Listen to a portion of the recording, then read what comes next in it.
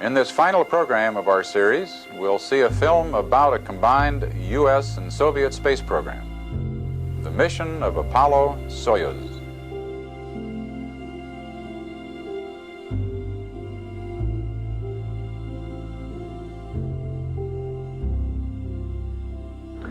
This live picture in the Soviet Union.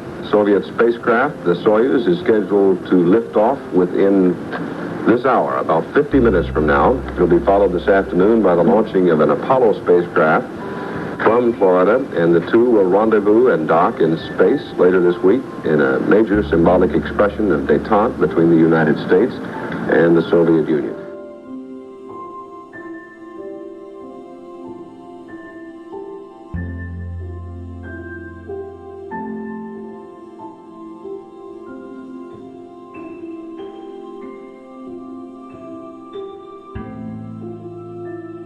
The Soyuz pilot is Alexei Leonov. He is 41 years old, a former military pilot and an expert parachutist. He's been a cosmonaut since 1960. In 1965, Leonov left the Voshchod 2 in space and took the world's first spacewalk. His flight engineer is Valery Kubasov, who at 40 years old is the youngest man in the Apollo Soyuz mission. He was trained in aviation design and has published scientific research papers, and he became a cosmonaut in 1966. The American Apollo craft is commanded by Thomas Stafford, who is 44 years old and a pilot. He's been in space 3 times and passed within 9 miles of the moon aboard Apollo 10. Brigadier General in the Air Force, and at 6 feet, he is the tallest man among the 5 who will, presumably, if all goes well, be flying today. Piloting the Apollo Command Module is a civilian, 44-year-old Vance Brand, who was a Lockheed test pilot before becoming an astronaut in 1966. He's been assigned to several backup crews, but never before has been in space. And finally, the docking module pilot, Donald Deke Slayton, he was among the first 7 American astronauts chosen in 1959. But because of a heart condition, now corrected, he's never flown a mission. At 51 years of age, he will be the oldest man ever to go into space, and one of the better men, I think.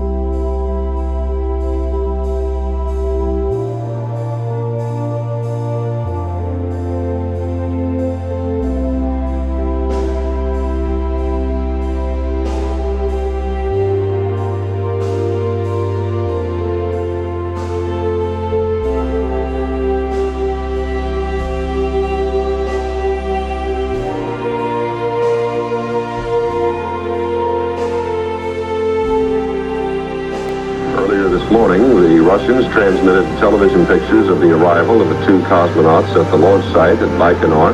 It is in the desert about 1,400 miles southeast of Moscow. The 2 Soviet cosmonauts, Alexei Leonov and Valery Kubasov, arrived at the Baikonur launch pad on schedule this morning. They emerged smiling from their bus and moved toward the elevator that would carry them to their spacecraft at the top of the 150-foot rocket. Someone in the crowd shouted, "Good luck," and Leonov replied with what we're told is the customary response, which translates as "to the devil." With good weather prevailing, their liftoff is scheduled in about 45 to 50 minutes from now. Good weather and high spirits are evident here in Florida, too, as the countdown continues for this afternoon's Apollo launch.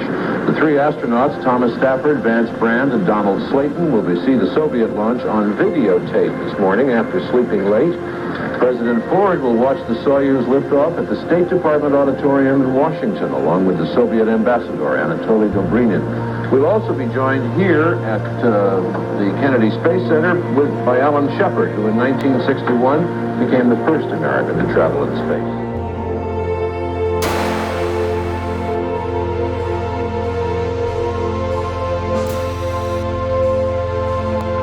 The The United States ambassador to the Soviet Union, Walter Stessel, is at the Baikonur launch site with a group of American technicians, and this is the first time that Americans have ever been invited or allowed to be on hand for a Soviet launch.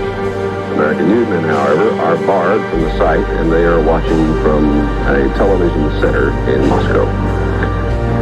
There is another first on this flight, besides being able to see the Soviet launch live for the first time. And we will also see for the first time live pictures from inside the Apollo spacecraft at launch.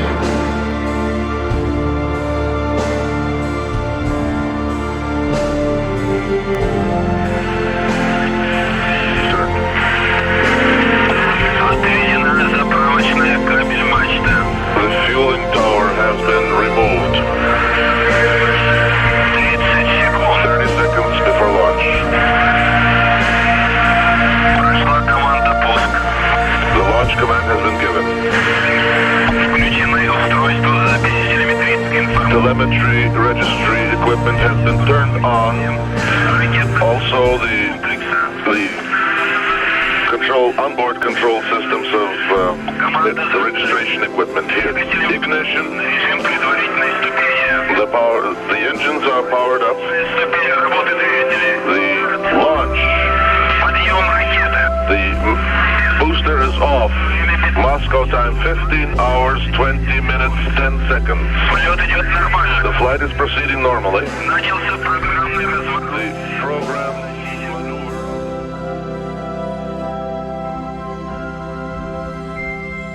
ignition. The engines are powered up. The launch. The booster is off. Moscow time 15 hours, 20 minutes, 10 seconds. The flight is proceeding normally. The program maneuver of the booster rocket has been given. The flight is normal. The engine is operating in a stable manner. There's a slight movement of the booster oscillation. 30 seconds. The flight is proceeding normally. The first stage has been passed, on which maximum acceleration is encountered. The speed, the velocity has exceeded 500 meters per second.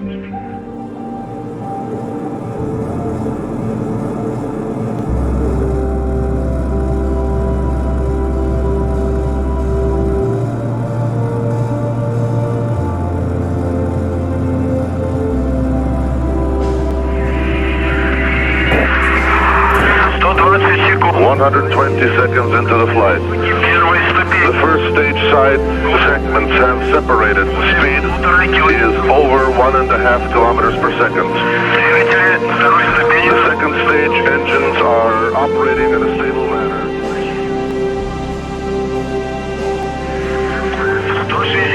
160 seconds into the flight. The emergency jettison systems, rescue system has been jettisoned. The cover and shrouds have separated.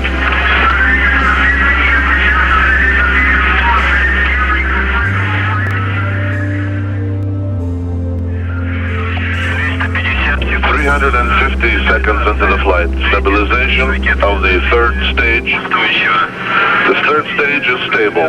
Pressure in the burning chamber, in the combustion chamber of the third stage is within normal limits. Velocity of the booster rocket has now exceeded 4.5 kilometers per second. Less than 9 minutes after launch, Soyuz, powered by triple booster stages, is inserted into its assigned orbit. The Soyuz spacecraft is in orbital flight. At Mission Control Moscow, flight controllers monitor Soyuz as it gathers momentum en route to orbital altitude. The flight for the first orbit has been nominal.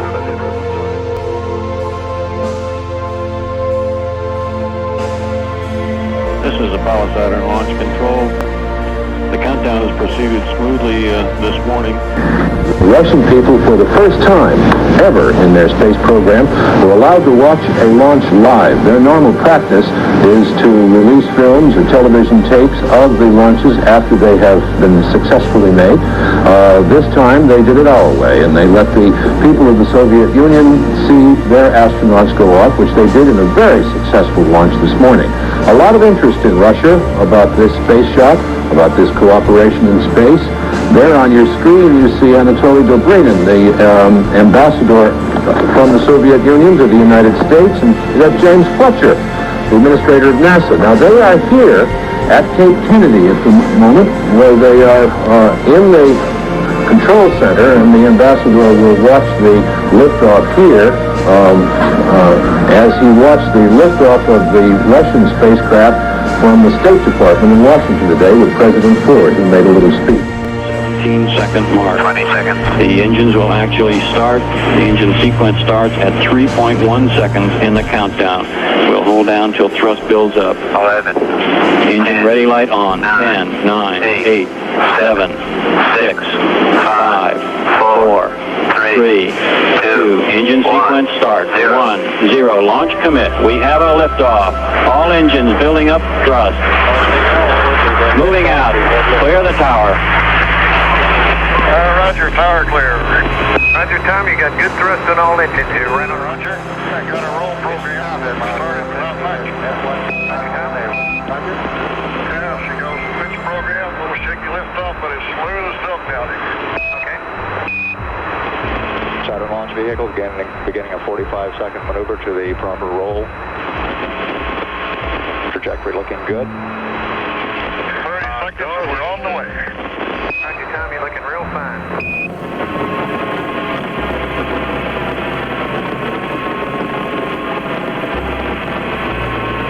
Coming up on 1 minute, we're clear of the beach. Falling out 3 miles in altitude, 1 mile downrange. Stand by for mode 1 Bravo. Mark, 1 Bravo. 1 Bravo, 2 Gs. Roger. The pressure's coming down. Roger. Cabin pressure relieving as expected, coming up on the region of maximum dynamic pressure.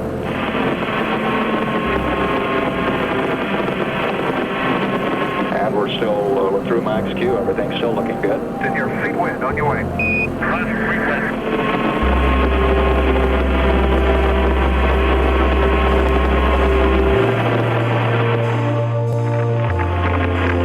And we have a report that we will lose some data here in the control center. We've lost data from the command module computer. Trajectory still looking good. Okay. Capcom Dick Truly advising the crew that everything looks good on the Saturn second stage. Tower jet, there she goes. Roger, tower jet, in your mode. And the launch tower no longer needed has been chosen. We go. Roger. And we're right in there. We are here.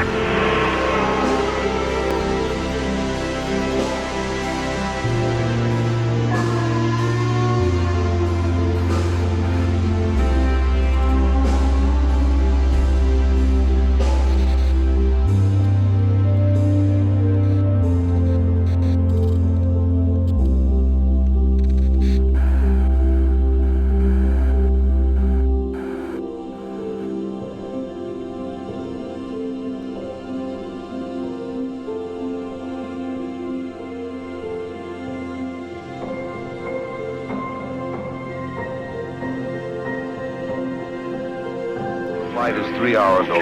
The docking module is smoothly extracted from the second stage booster, left trailing behind. During the next 40 hours, Apollo, through a series of maneuvers, will slowly close the orbital gap with Soyuz.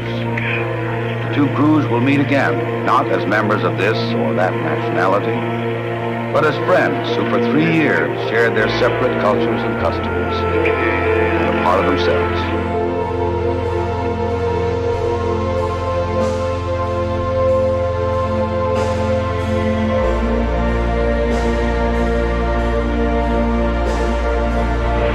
Let me congratulate you all before I say anything further.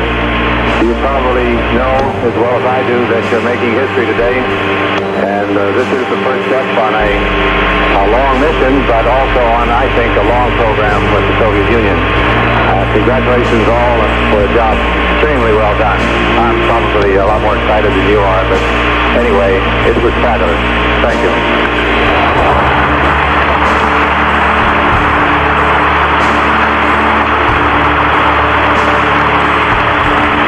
And now I'm particularly honored to present a very special guest for this mission, the ambassador from the Soviet Union, Mr. Dobrina. Well done. We look good all the way around. This is really what I mean. Before I have a chance to be in your profession, not exactly in yours, but in recent business. I'm quite happy with you doing this very nice job. Thank you very much.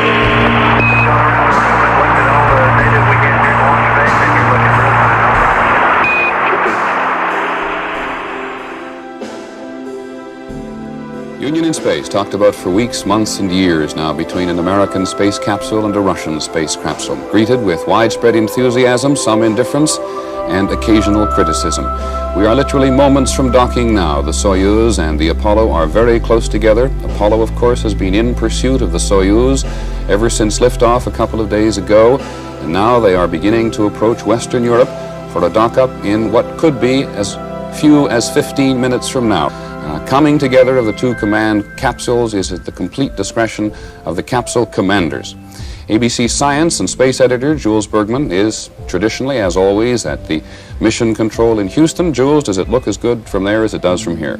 Peter, it couldn't be better. Both Apollo and Soyuz are now station keeping, some 20 to 50 meters or 60 to 150 feet apart. Tom Stafford steered his spaceship up beneath and behind Soyuz about a half an hour ago. Apollo will do all of the work in the final stages of rendezvous, making various maneuvers to bring the ship into position for docking with the Soyuz, and that will happen over West Germany. From out here, Dick. Roger. Apollo, Houston, I got two messages for you. Moscow is go for docking. Houston is go for docking. It's up to you guys. Have fun. All righty, sounds good. Polovina, Mila, Alexei. Both control centers, Kaliningrad or Moscow Control and Houston, have just given the okay for docking. And here's where they are and here's what happened.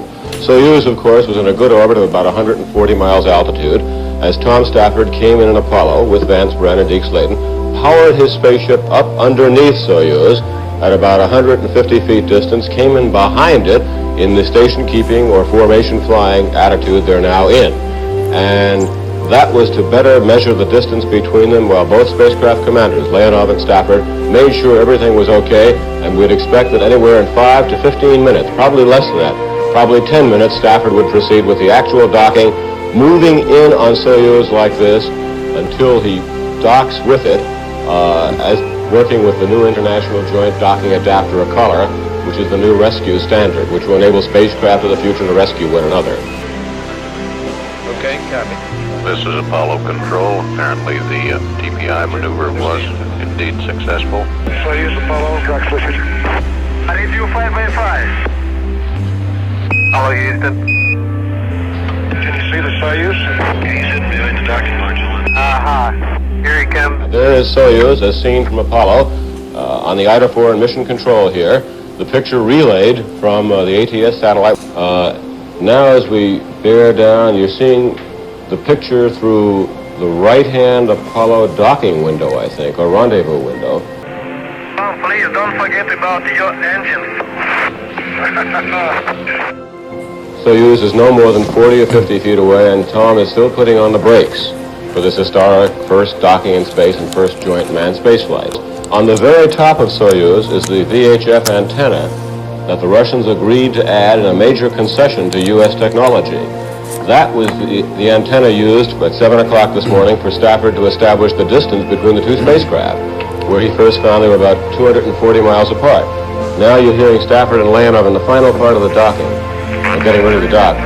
3 meters. 9 feet. 1 meter. 3 feet.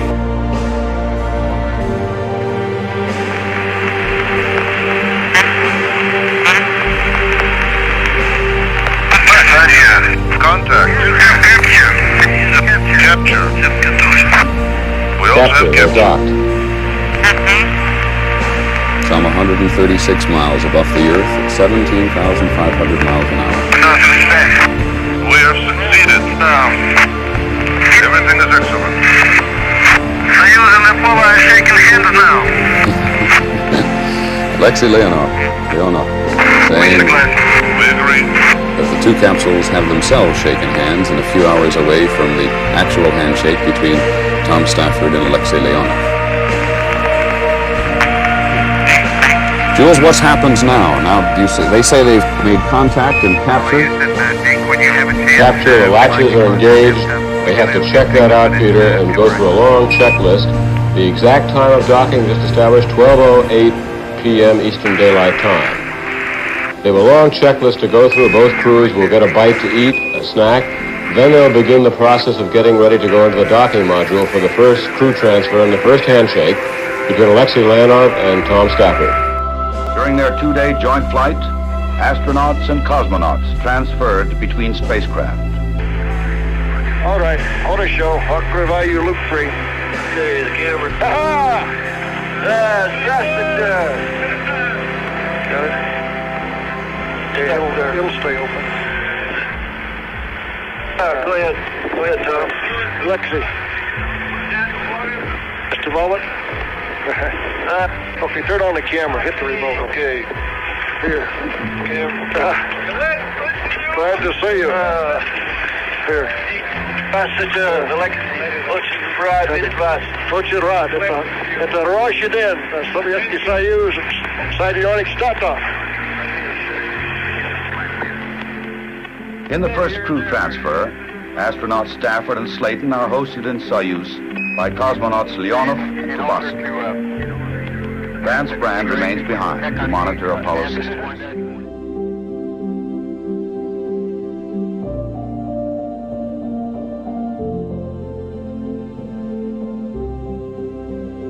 The mission climaxed more than 3 years of planning and preparation, a time during which differences in language, in technology, in political creed were set aside in favor of the common goal. In the name of the Soviet people and from myself personally, I am To mark the occasion, leaders of both the USSR and the United States relay their congratulations. The Soviet spacecraft. New possibilities are opening up for fruitful development of scientific cooperation between countries and the peoples in the interests of peace and progress of all humanity. I wish you successful completion of the planned program and a safe return to Earth. Leonid Brezhnev. The astronauts are on the line, sir. Gentlemen, let me call to express my very great admiration for your hard work, your total dedication in preparing for this first joint flight. It's taken us many years to open this door to useful cooperation in space between our two countries.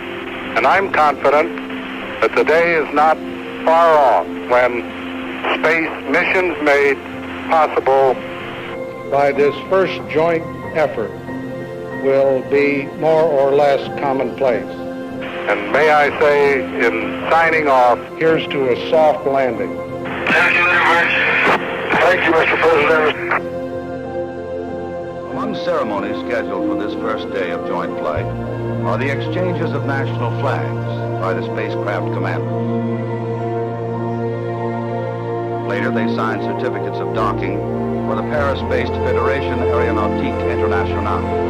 This was the mission that opened the door to international manned spaceflight, the mission that set the course for joint flights of the future.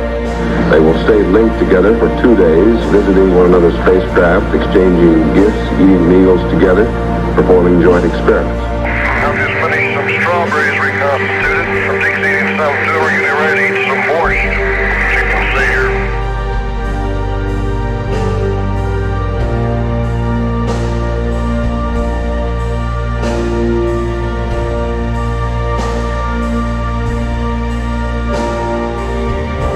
Electric furnaces aboard for high-temperature testing of metal alloys and crystal material samples.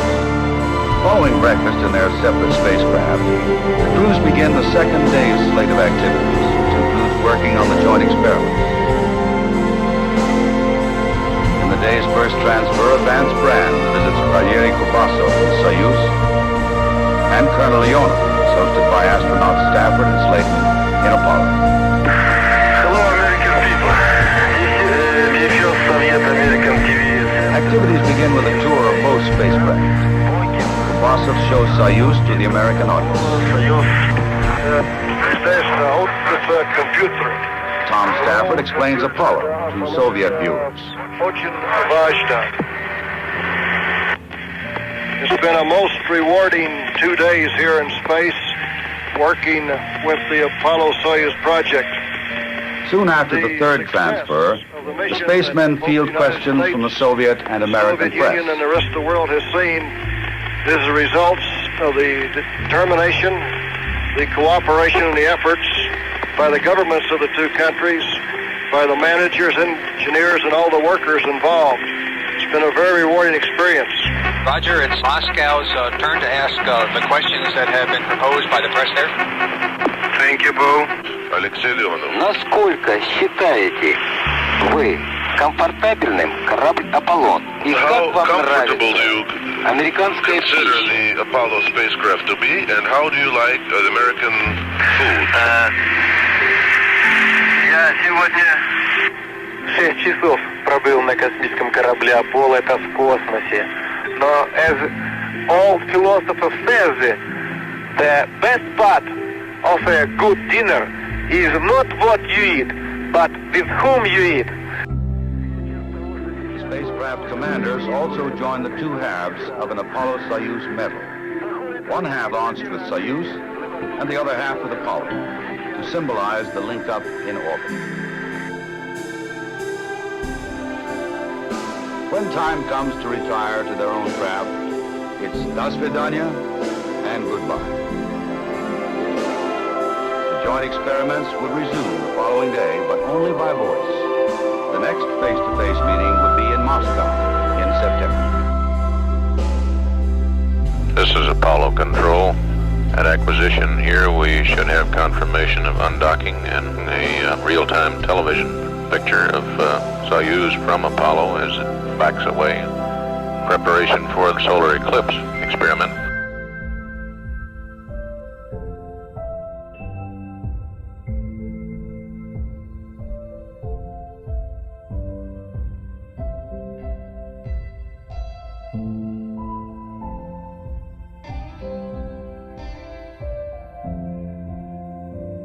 With two-manned spacecraft and proper maneuvering, a solar eclipse can be simulated.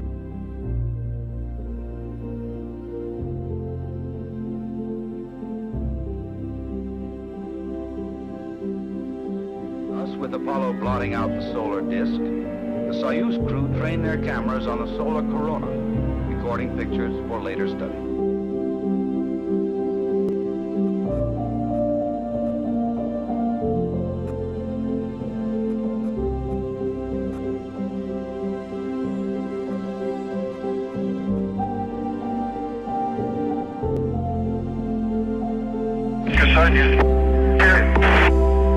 They dock again, providing yet another test of the compatible docking mechanism.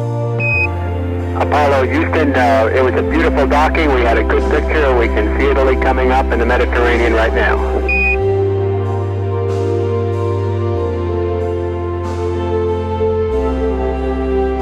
Roger, we've docked. Everything was on time, though. After some 3 hours, the two spacecraft separate for the last time, and Apollo maneuvers into position for the final joint experiment, ultraviolet absorption, the measurement of oxygen and nitrogen particles in the upper atmosphere. Apollo directs light beams of special wavelengths to a reflector mounted on Soyuz. The beams bounce back to Apollo and are there analyzed by a spectrometer.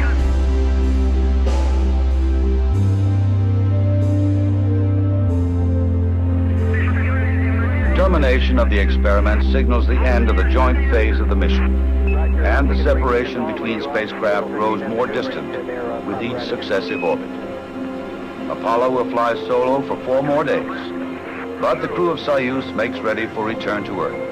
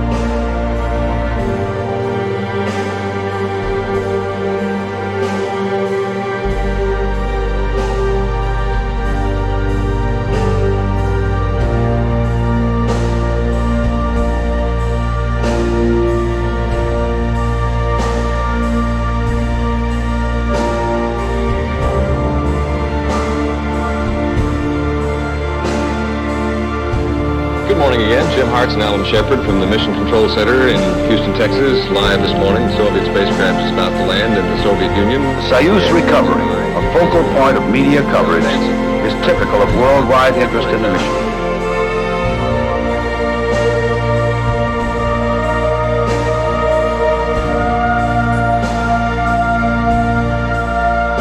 Beneath its single-striped parachute, Soyuz settles to Earth in Soviet Central Asia. Rockets cushion the impact.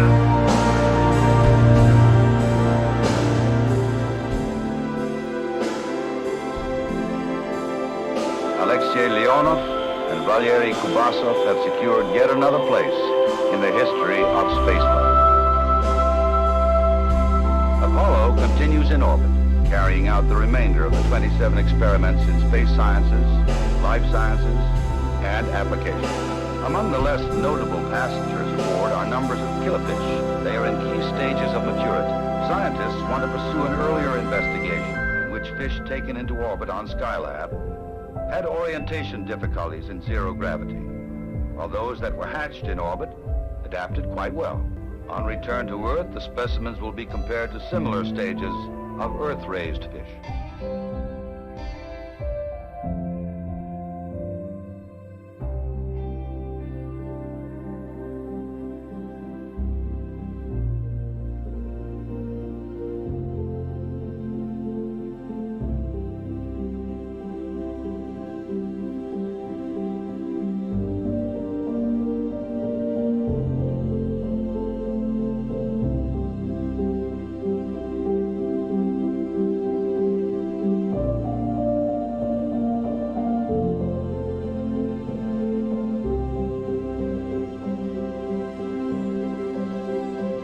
As the mission comes down to the wire, the docking module is jettisoned, and it too becomes part of an experiment.